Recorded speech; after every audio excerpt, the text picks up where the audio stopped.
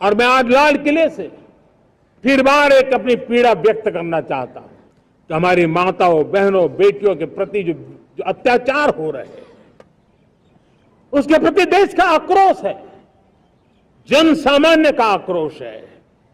इस आक्रोश को मैं महसूस कर रहा हूं। महिलाओं पर अत्याचार की घटनाएं घटती हैं तो उसकी बहुत चर्चा होती है, बहुत प्रचार होता है, मीडिया में छाया रहता है। लेकिन जब ऐसे राक्षसी मनोवृत्ति व्यक्ति को सजा होती है तो वो खबरों में कहीं नजर नहीं आती, एक कोने में कहीं पड़ा रहता है। महिलाओं पर अत्याचार की घटनाएं घटती हैं तो उसकी बहुत चर्चा होती है, बहुत प्रचार होता है, मीडिया में छाया रहता है। लेकिन जब ऐसे राक्षसी मनोवृत्ति व्यक्ति को सजा होती है तो वो खबरों में कहीं नजर नहीं आती, एक कोने में कहीं पड़ा रहता है। अब समय की मांग है कि जिनको सजा होती है उसकी व्यापक चर्चा हो, ताकि ऐसा पाप करने वालों को भी डर पैदा हो कि ये पाप करने की हालत ये होती है कि फांसी पर लटकना पड़ता है। बीते वर्षों में वुमेन लेड डेवलपमेंट मॉडल पर हमने काम किया है।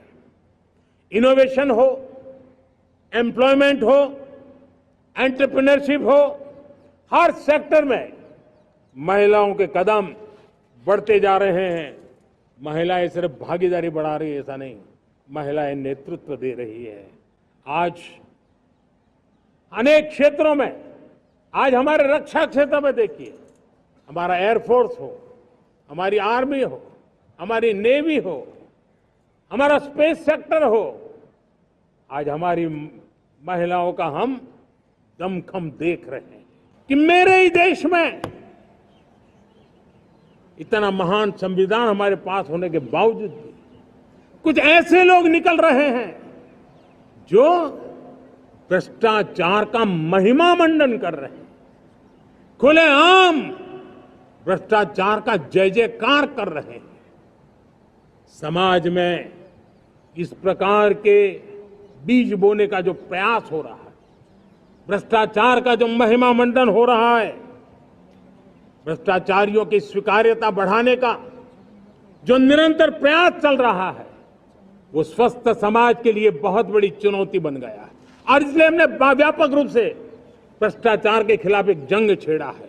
मैं जानता हूं इसकी कीमत मुझे चुकानी पड़ती है, मेरी प्रतिष्ठा को चुकानी पड़ती है, लेकिन राष्ट्र से बड़ी मेरी प्रतिष्ठा नहीं हो सकती है, राष्ट्र के सपनों से बड़ा मेरा सपना नहीं हो सकता। और इसलिए ईमानदारी के साथ भ्रष्टाचार के खिलाफ मेरी लड़ाई जारी रहेगी। इतना महान संविधान हमारे पास होने के बावजूद भी कुछ ऐसे लोग निकल रहे हैं जो भ्रष्टाचार का महिमा मंडन कर रहे हैं, खुलेआम भ्रष्टाचार का जय जयकार कर रहे हैं।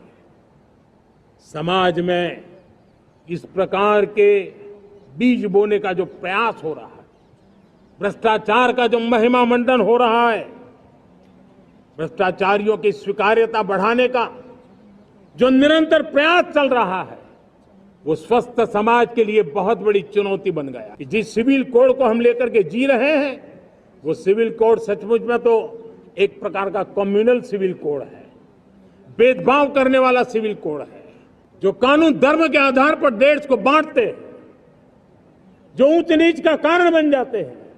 ऐसे कानूनों को आधुनिक समाज में कोई स्थान नहीं हो सकता है। और इसलिए मैं तो कहूंगा, अब समय की मांग है कि देश में एक सेकुलर सिविल कोड हो। समाज में इस प्रकार के बीज बोने का जो प्रयास हो रहा है, भ्रष्टाचार का जो महिमा मंडन हो रहा है, भ्रष्टाचारियों की स्वीकार्यता बढ़ाने का जो निरंतर प्रयास चल रहा है, वो स्वस्थ समाज के लिए बहुत बड़ी चुनौती बन गया है। और इसलिए हमने व्यापक रूप से भ्रष्टाचार के खिलाफ एक जंग छेड़ा है। मैं जानता हूं इसकी कीमत मुझे चुकानी पड़ती है, मेरी प्रतिष्ठा को चुकानी पड़ती है, लेकिन राष्ट्र से बड़ी मेरी प्रतिष्ठा नहीं हो सकती है, राष्ट्र के सपनों से बड़ा मेरा सपना नहीं हो सकता। इसलिए ऐसे जो छुटपुट निराशावादी तत्व होते हैं, वो सिर्फ निराशा इतना नहीं है, उनकी गोद में विकृति पल रही है। ये विकृति विनाश के, सर्वनाश के सपने देख रही है, ताने बाने जोड़ने की प्रयासों में लगी हुई है। देश को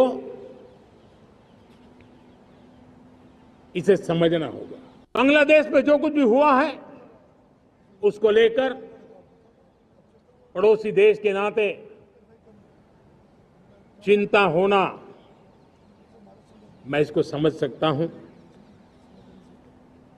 मैं आशा करता हूं कि वहां पर हालात जल्द ही सामान्य होंगे। खास करके 140 करोड़ देशवासियों की चिंता कि वहां हिंदू, वहां के अल्पसंख्यक, उस समुदाय की सुरक्षा सुनिश्चित हो। बांग्लादेश में जो कुछ भी हुआ है उसको लेकर पड़ोसी देश के नाते चिंता होना, मैं इसको समझ सकता हूं। मैं आशा करता हूं कि वहां पर हालात जल्द ही सामान्य होंगे।